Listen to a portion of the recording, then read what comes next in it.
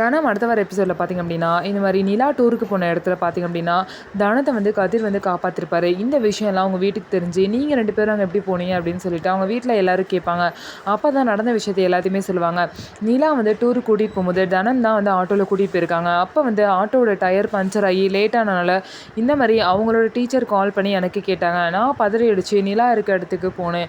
அது மட்டும் இல்லாமல் லேட் ஆயிடுச்சு அப்படின்னு சொல்லிட்டு தனமே பார்த்திங்கன்னா நிலாவை வந்து ஆட்டோலேயே கொண்டு போய் டூருக்கு விட்டுருக்காங்க. அதனால தனம் வந்து அங்கேயே நிலா கூட இருந்தாங்க.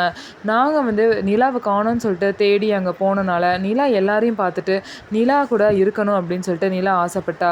அதனால தான் நாங்கள் எல்லாருமே அங்கேயே இருந்தோம். சரி அப்படின்னு சொல்லிட்டு ராட்டினத்தில் போகணுன்னு ஆசைப்பட்டனால ராட்டினத்தில் போகணுன்னு அனுப்புனேன். ஆனால் அதில் வந்து ஏதோ கோளாறு இருக்குது.